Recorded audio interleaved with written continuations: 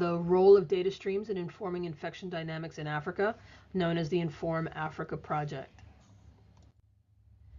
So the overall goals of Inform Africa is to develop population-scale data streams as a cornerstone of future pandemic preparedness. The specific aims to achieve this goal are to establish data streams to understand multi-layer interactions that can explain the dynamics and impact of COVID-19 through 3 research projects and 2 cores, supplemented by pilot projects. Aim 2 is to develop geospatial tools for use by country leaderships and governments in pandemic preparedness. Aim 3 is to expand data science research opportunities through engagement with the broader DSI Africa Consortium and through several pilot projects in data science. And Aim 4, we seek to maintain a sustained engagement with policymakers and governments to promote open access to data and the redistribution and uptake of any products or tools that are developed by Inform Africa. So this is our overall structure. I won't spend too much time on this, but we have the consortium represented within the oval, the ellipse in the middle, with the administrative core and our DMAC, so the Data Management and Access Center. We're overseen by a steering committee and a scientific advisory board, as well as a community advisory board. Project 1, which will be the focus that I have today, has 3 aims. Aim 1 is assessing viral phylogenetic changes and transmission potential over time within Nigeria and South Africa, and that's for SARS-CoV-2, all within the lens of the HIV pandemic as well, the intersection with HIV. Aim 2 is measuring the adoption of public health measures within serosurvey catchment areas linked to testing databases and their contribution to community prevalence. And this is using the population-based serosurvey data from surveys that were conducted during the pandemic. And in Aim 3, we look to characterize transmission dynamics by applying a spatial intelligence lens to the data that we have. So I'm going to focus today on Aim 2 of Project 1 within Inform Africa, and that's really around measuring the adoption of public health measures within the serosurvey catchment areas and linked to the testing databases to understand their contribution to community prevalence. And the way we were really looking at this was around social vulnerability. So there is something called a social vulnerability index, and this is a measure that quantitatively describes the relative vulnerability of a place and thereby the people within that place.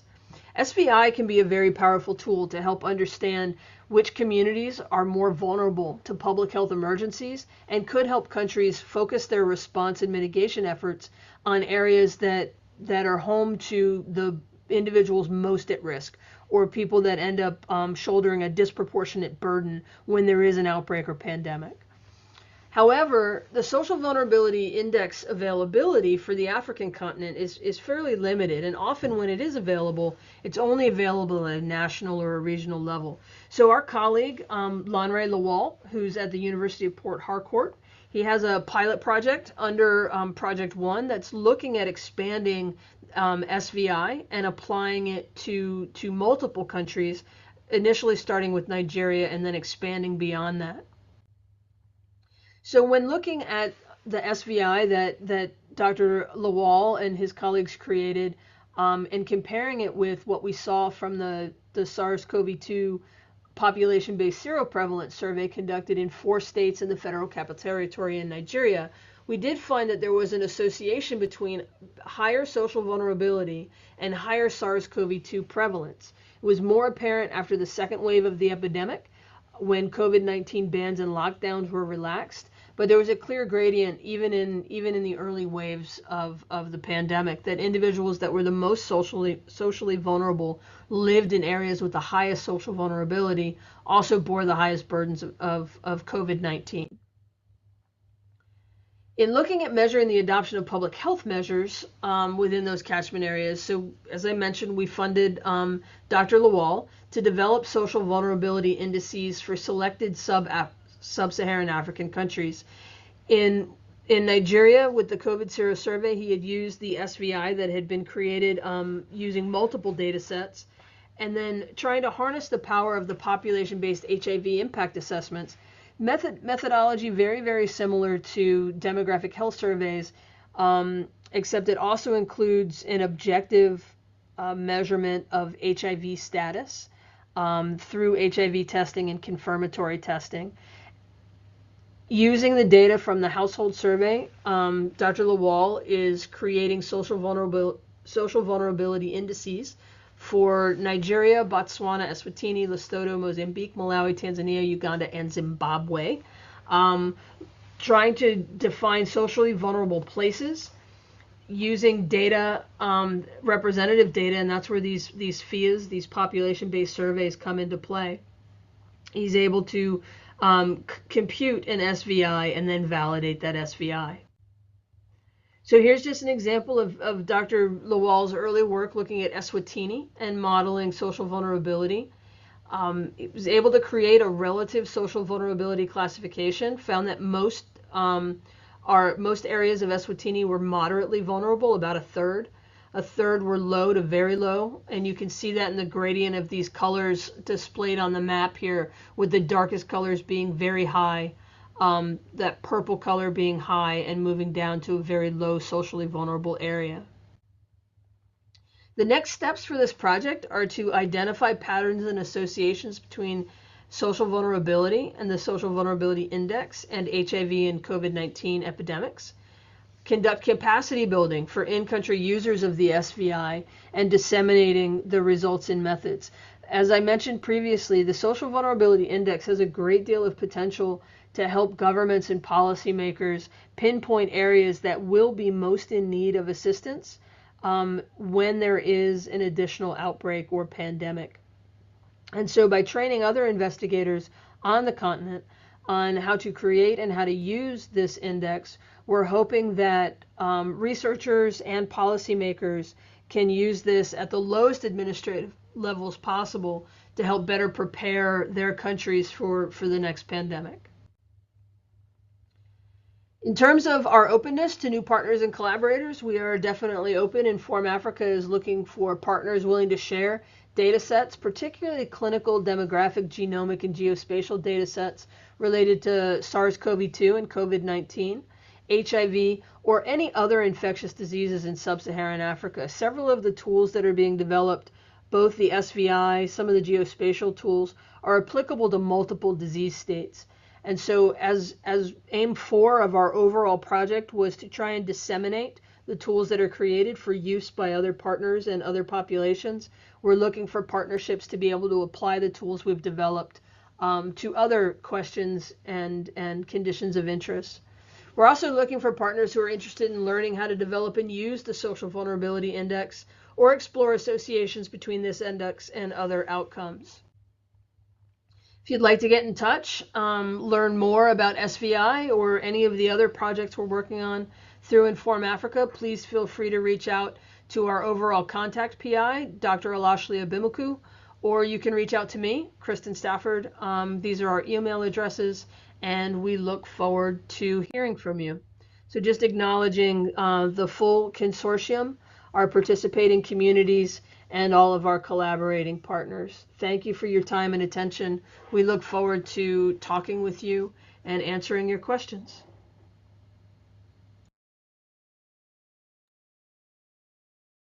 Awesome. So, Kristen, are you able to take questions now, or do you want to wait for both presentations to be done, or three of the presentations to be done? Why don't we go ahead and let the presentations go through just because of the limited time, and then we'll do questions at the end. Awesome. So I'll hand over to the next presenter. I don't know if that's Daniel. I see Daniel there. I'm here. Awesome. If you'd like me to present now. Absolutely. Please go ahead. Sure.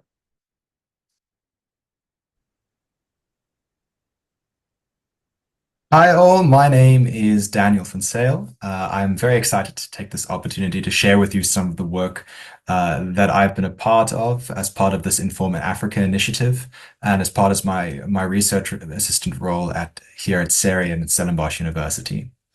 Specifically, we're going to take the opportunity now to talk about alignment-free viral sequence classification at scale. So, to give you a quick introduction, there has been a rapid increase in the amount of nucleotide sequence data that has become available to us through next generation sequencing. And With that has come a need to look for more efficient computational tools to perform sequence classification and sequence comparison.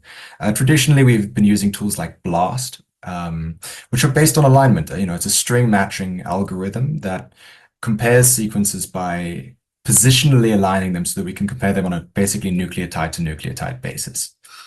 And it's quite interpretable and understandable, but it's also quite slow. And so naturally, alignment-free techniques have been investigated as a scalable alternative.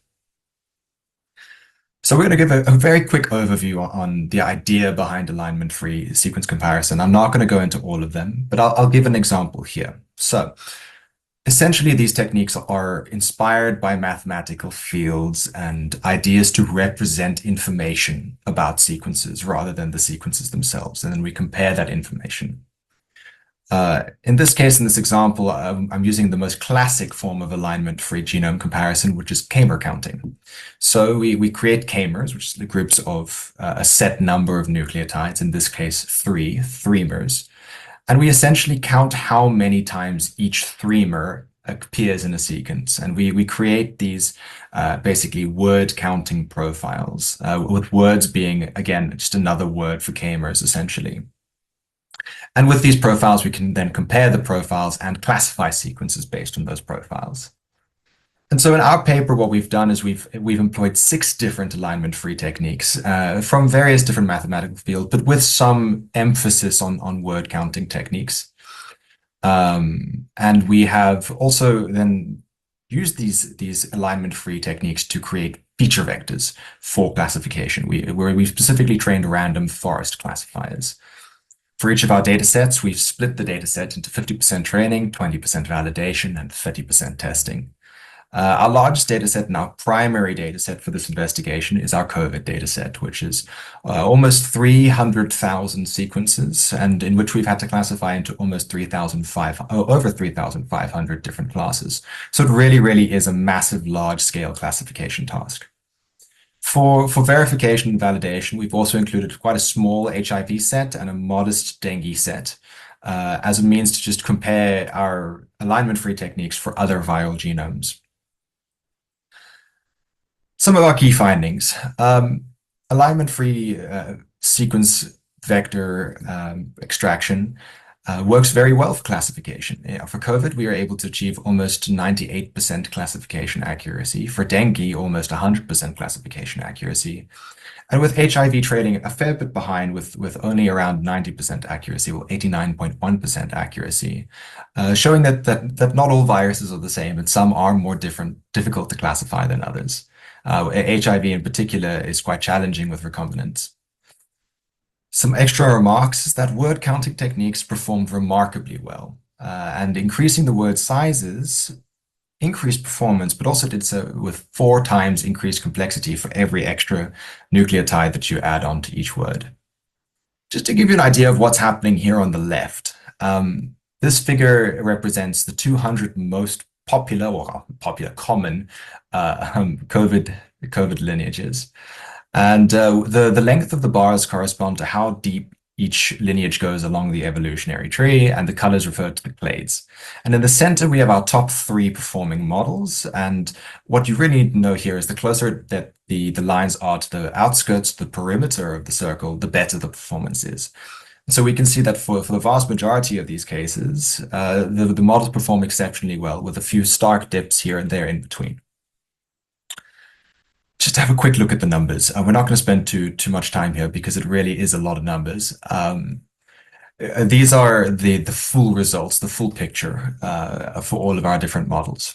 And we can see that for dengue and SARS, our top performing model was the frequency chaos game representation, which again is just another way of doing word counting, achieving our top results. We also included a macro F1 score and a Matthews correlation coefficient, the MCC, as a way to understand how these feature extraction techniques perform with the classification on class imbalance. And interestingly, for our HIV dataset, MASH actually ended up being the top performing model.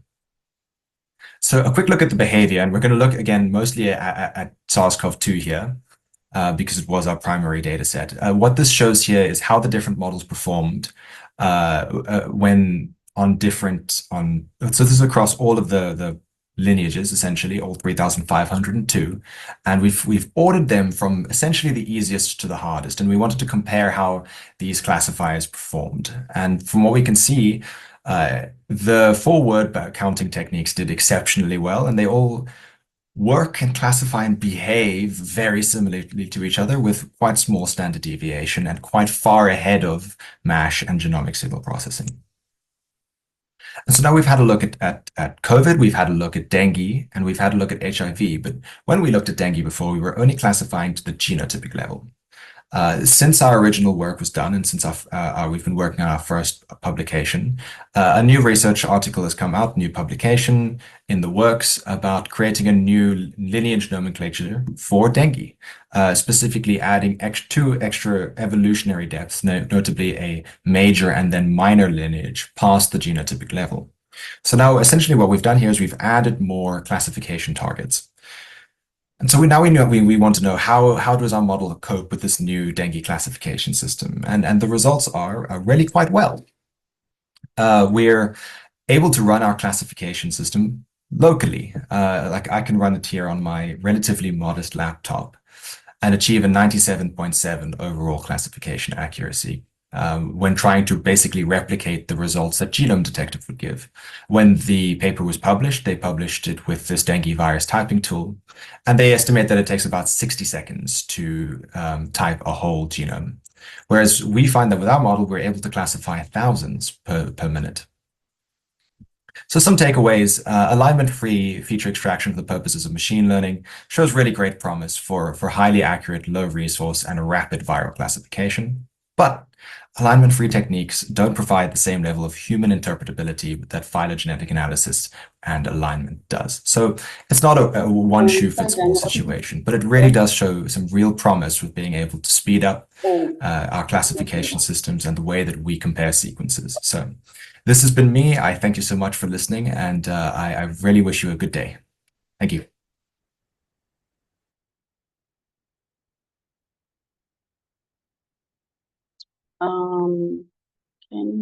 Daniel, are you done? Can you unmute? Yeah, that's me.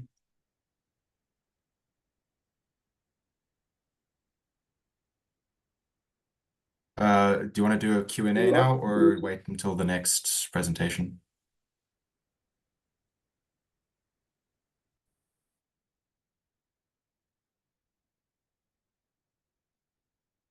I think we will go to I think Daniel has completed his presentations, and we'll take questions for Daniel and all the speakers after the last presentation. So I think we have Jean next. Bruce, are you there? Welcome, and you can start your presentation. Thank you so much. Hello, everyone. My name is Xin Wu from Villanova University. The topic of my presentation is evaluating urban flooding impacts on mobility and the POI visits, which is a point of interest visits, using the difference in difference analysis, which also termed as a DID analysis, using 3 different data sets. The first is a mobility data, which is a mobile phone data. The second is the satellite imagery data, and the third is geographic data.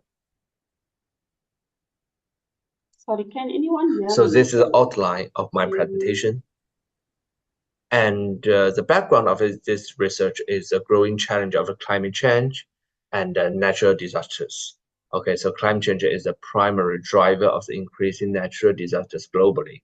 And I think more than 1.81 billion people are directly exposed to the risk of flooding.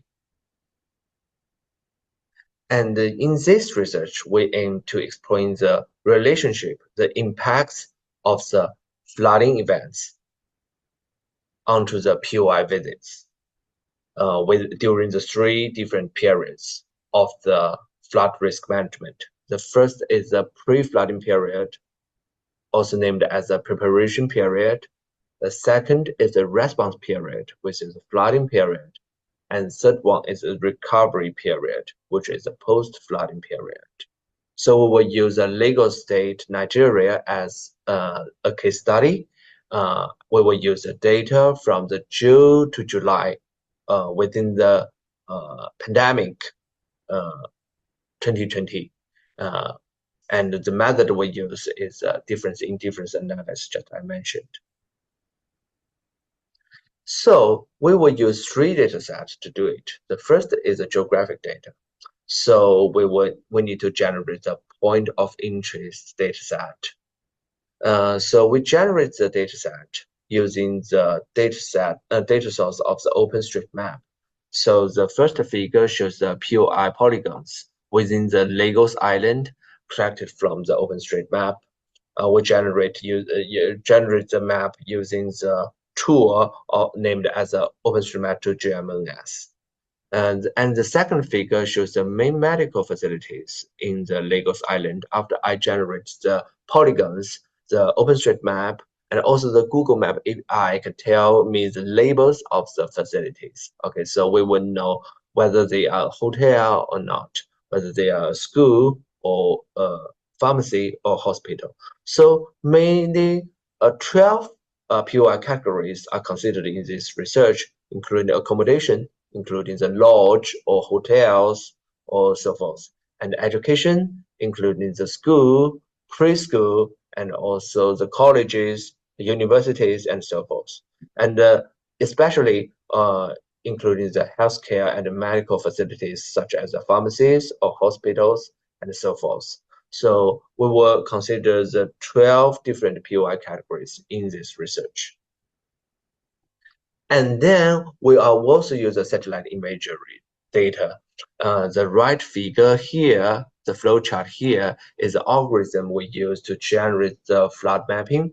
And this algorithm is based on the theory to compare the reflectance of the water between the flooding period and the dry season.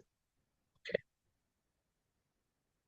And then we try to integrate the mobility data, which derived from the mobile device location data, to represent the travel trip with the flooding data we generated using Google Earth engine, which is from the Sentinel-1 data, okay, which is one kind of the satellite imagery data. So we can find that in the Lagos metropolitan area, we can find the complementary relationship between the flooding and the mobility. So this is a framework of our methodology. The first is that we try to extract the 3 data sets, and then we do the map matching, which try to match the extracted activity points from the mobile phone data onto the polygons of the geographic area of the POI facilities during the flooding period where we identified using the satellite imagery. So then we will build the DID model to try to extract or capture the cause and effect relationship between the flooding and the mobility change. So the first thing we want to just I mentioned is to match the activity points from the mobile phone data onto the polygons of the geographic areas of the POI facilities. If an activity point falls within the geographic area, such as the POI polygons, for example, the blue polygons or the green polygons here, we will treat them as a POI visit. And then we can use non-flooding period as a control group and the pre-flooding, flooding, and post-flooding period as a treatment group to develop the DID model. And the second thing is that we need to determine the periods of the flooding. We define the based on both satellite imagery data, and also we use some precipitation data collected from the EIA5 dataset. We define the benchmark period, pre-flooding period, flooding period, and post-flooding period. So the first 7 days of the June 2020, we surveyed as a benchmark, okay, period. And the pre-flooding period is from the June 7th to the June 17. The June 17, we found that during the night there was heavy rain hit the Lagos state, which is this day, okay, which is June 17. And then we define this day as the start of the flooding period. We can also capture, according to the satellite imagery data, we also find that June 23 and July 5th also have a lot of a flooding area, which means that all these areas are impacted by the flooding, the red points area. Okay, and after the July 12, since we found that the flooding is disappeared within this after this time, so we define this period as a post-flooding period, also the recovery period. And then we match the extracted activity points onto the polygon of the geographic area, and the right figures are the evolution of the POI visits of the different POI types, such as the accommodation, healthcare, religion building, energy and storage, transportation, and so forth. And then we implement our DID model, and this is the results of the estimation.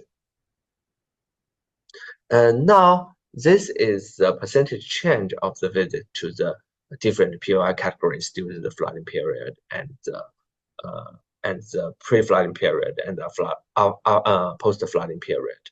We find that most of them are rebound after flooding, such as accommodation, education, public agencies, and entertainment facilities, energy facilities, and so forth. And also there are some POI types are declined significantly during and after the flooding, such as outdoor recreation. Okay, you can find them.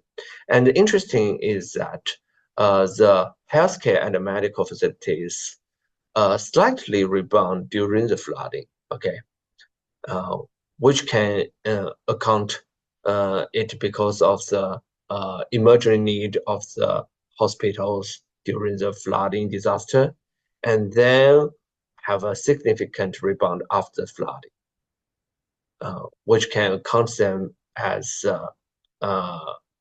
the people will return back to the hospital to prescribe their medicines and all goes to hospital to keep on their treatment.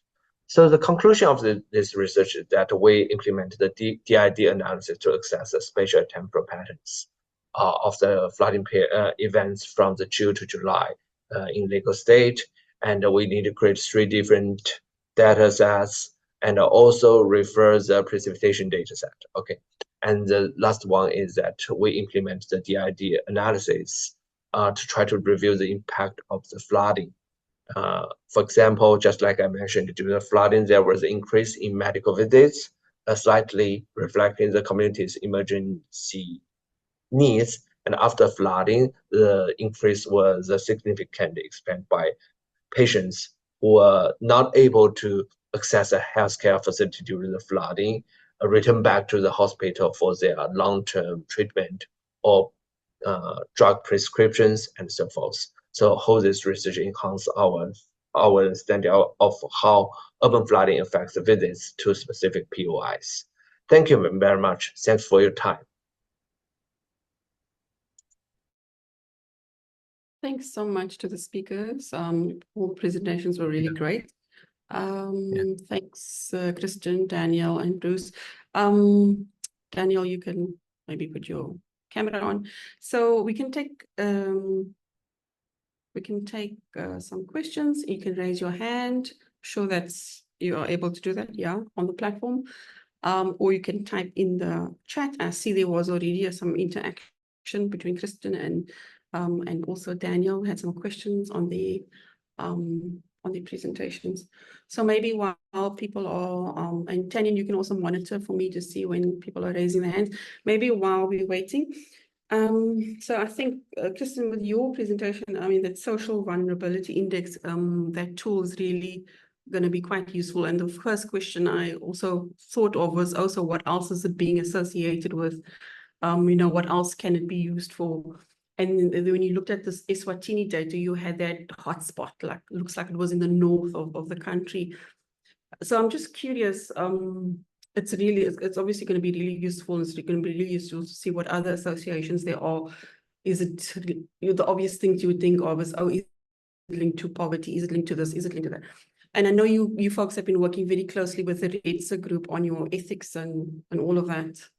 How do you, when you're using these tools or when you think about implementing them, how do you sort of prevent or think about stigma around these populations? And I think this goes to Bruce as well, because you're looking at specific populations, you're looking at specific neighborhoods. What are the risks for stigma linked to that, those findings? Perhaps maybe we can start with that. That's a fantastic question, Michelle. And so I'll take the first part. And we're also joined by Dr. Lanre Lawal, who developed the more subnational level SVI for Nigeria and is now expanding that. You raise a really important question about stigma. The main goal is understanding the intersection between the environmental impacts in which people live, the socioeconomic kind of infrastructure, resource availability around communities to really help governments and policymakers more efficiently distribute support, prevention, mitigation efforts when there are pandemics, or just in general program planning. I had a PhD student who expanded on Dr. Lawal's work to look specifically around like HIV testing uptake and the impact of social vulnerability and other indices that could be inhibiting individuals who, for all intents and purposes, should have access to the services needed to get tested and linked to treatment. But there are other things that aren't represented by individual variables that we all can collect as researchers that kind of interplay together. On the ethical side, I think that's where the community involvement in the development and then the use of these indices is so important. Having representatives from people in the communities that we are making inferences about to talk about not only what this means if it was to be used as a label, but how they want to see responses, how they want to see investment in their communities to try and ameliorate some of these things that make them live in a community or that make their community appear socially vulnerable. And I want to turn it over to Dr. Lawal, who's really the expert on this, to add specifically around the ethics and community involvement. Dr. Lawal? Yes, I'm here. Can you all hear me? Yes, sir. Yes. Oh, so one of there are different levels at which we can go when it comes to the development of the social vulnerability indices, but we decided that we stop at the local government level, which is like the third tier of government boundary. Because if we go below that, then it becomes really, really possible for you to now pinpoint certain communities and things like that. So at the planning level for the regions, for the state, for the government at the national level, it's easy for them to target and say, okay, this area, they are vulnerable. Vulnerability in this sense that we are not saying that they are, we try and define it as vulnerability. Vulnerability doesn't mean, we do not necessarily have to put a negative connotation on it, but I understand perfectly what you mean in terms of the stigma it would come with. But we want to develop these as something that can aid decision-making in knowing how to plan. And I can talk specifically about Nigeria. It's really difficult to really go out there and objectively target places to help when, for example, during flooding. For example, I've used this in terms of how to help the decision makers to know where should you focus your relief material, your mitigation, your pre-positioning of resources, where should you put it in case of flooding. So, but if you look at many governments, I can talk about Nigeria, they don't have this kind of tool yet. So developing these is to kind of bring objectivity to these relief, support, capacity building, knowing where you direct your effort. So I think working with the people that are going to use it is going to be vital in making them understand that this should not be something that you use to label people. It should be something that advises you on where should you focus first before going to other places. Thanks so much, Dr. Lowell and Kristen. So we have a hand up. So please go ahead, Oliwayo.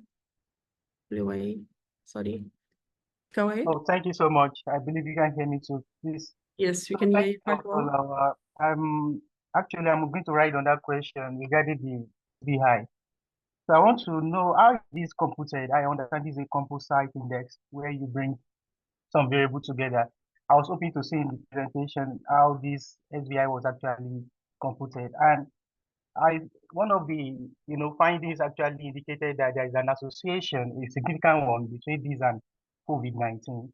So I want to know what will be the implication of that. I mean, as a researcher, what is the recommendation? So what now? I mean, that's the question. What next? What will you recommend based on that finding to help actually, mitigate this situation? Thank you, Anuba. I can take the last part and go ahead, Lowell. Okay. You go first. Okay.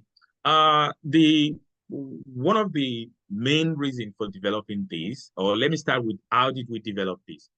We know that certain conditions within the community and within the society, it can actually, for example, we know social vulnerability, vulnerability has so many dimensions. There's economic vulnerability, there's physical vulnerability, there's social vulnerability. So you may be physically vulnerable to flood, but not be socially vulnerable.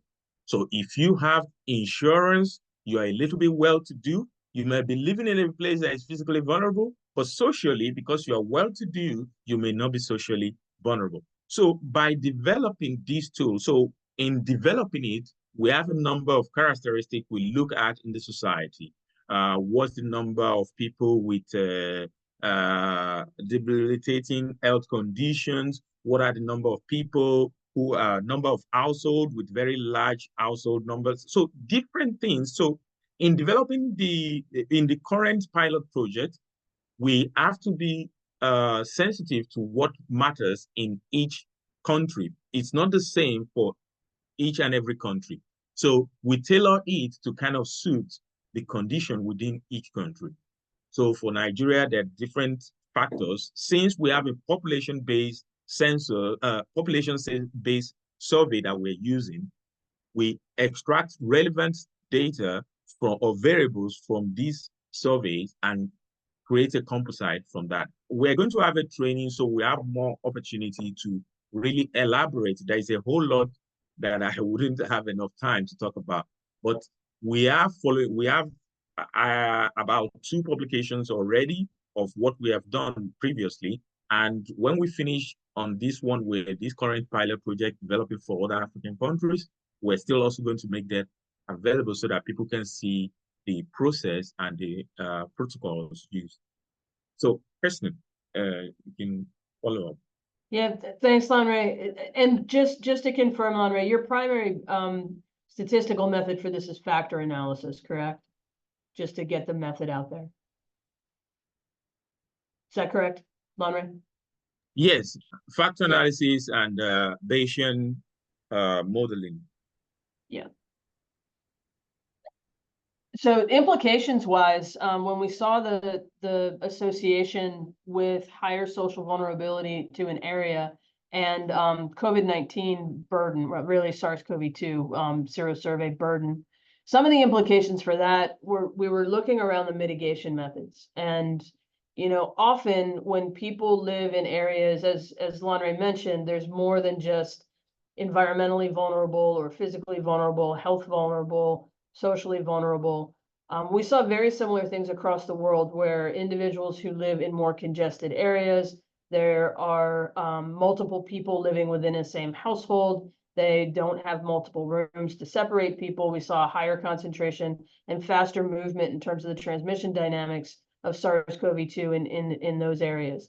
The implications for the next pandemic, I think, as an epidemiologist, are really around messaging and around testing and healthcare resources for those individuals.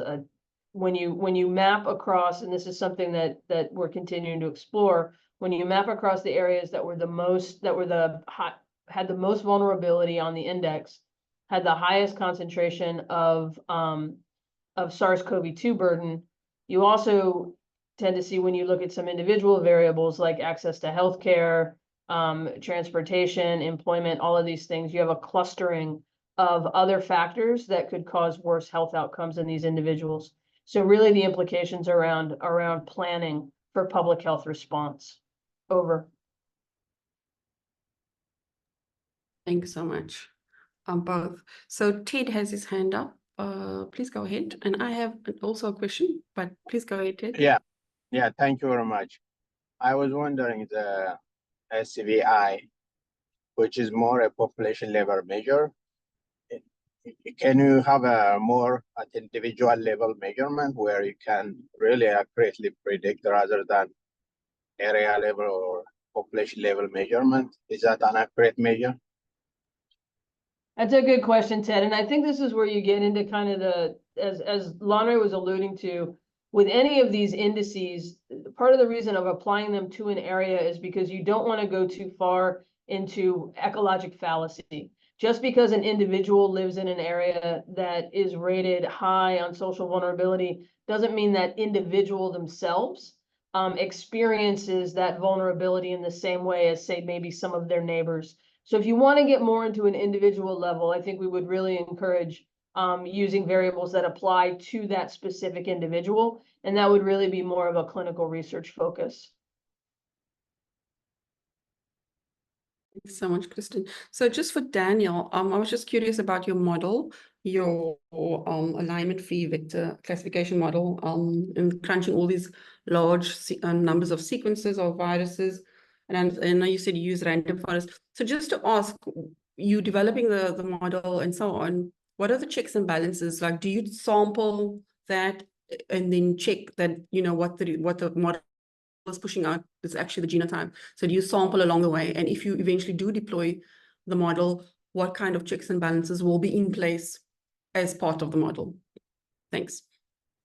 Right. Can you hear me? Yes, I can. Okay, perfect. So yeah, when we originally did our investigation, we were focusing solely on lineages in South Africa. And after we did our initial investigation, we felt a bit thin because the performance was almost too good. So we decided that we were going to scale to a global context. And so all the sequences that we've got has been sampled from the data available from GISAID for our SARS-CoV-2 sequences. There are around 16 million sequences on the GISAID database. We sampled those that had greater than 95% coverage, which makes up a vast majority, so about 15 million of those sequences. And then what we did is that we sampled it such that we would take a maximum of 100 sequences from each lineage. And the main reason for that is to prevent against extreme class imbalance. I think we all know that certain lineages were far, far, far more popular than others. And then what we did is once we pulled enough of this data together, we split the data sets into a training set, a validation set, and a testing set. All of the work that we did in terms of refining the models and tuning the models, we did so on the training set, and we used the validation set as a way to kind of confirm either our hypothesis or trying to tune certain features with regards to either the models themselves or the alignment-free techniques. The techniques, have their own parameters like the size of the words. And the model, of course, being a random forest classifier, has various tuning capabilities like the criterion that you might use to do the splitting. Once we were pretty happy with our results from the validation set, we finalized the models and performed our final evaluation, and all of the results that you saw now were performed on our holdout test set. So none of the data in the holdout test set was ever seen by the models to reduce data leakage. And so we're pretty confident in our results and the ability to replicate that. Awesome. It sounds amazing. So we have 2 hands up again, I think. Oyewole, do you want to go ahead? And then Ted. Yes, thank you. Yes, thank you so much. So I think he has answered one of my questions based on the reason why there is percentage separation for validation and testing and training. You know, convention 80% to 20% testing and training respectively. So I just want to ask now that, do you suspect that the difference in accuracy when you are comparing both SARS-CoV-2 and dengue fever as well as HIV, you know, why do you think that accuracy of HIV was quite lower? And you will notice too, when you are looking at the model fitness, the same model actually predicts that of SARS-CoV-2 and dengue, but it's different for the HIV. So do you suspect that this was due to the classifier exactly? So do you also have that suspicion? I mean, I noticed that during the course of the presentation. Thank you. That's a good question. What I would say to that is that I'm a data scientist first. I've not grown up in the spheres of bioinformatics, but we're quite confident in the stability of the models. I think it's more of a case of HIV working slightly different as a virus. Viruses are different, and we've taken a very broad template and slapped it onto particular cases here. We trained our model specifically on SARS-CoV-2, and we found that it did very well on dengue, and I think dengue is quite an easy classification task. HIV proved to be more difficult, and one of the things that I mentioned is recombinance specifically. HIV has quite a great deal of mutation and recombination, and I think that made the classification task particularly challenging. Okay. Thanks. So we're going to just quickly Sorry, jump. Yeah, I have a quick question on the same area that you mentioned in the model building. You hold some samples, and do you think there would be overfitting or something else? Do you have an external evaluation or validation set so that it works for independent sample? Yes, so that's why we have our validation set, which we performed all of our tuning on, and the holdout test set to ensure that there was no data leakage or overfitting.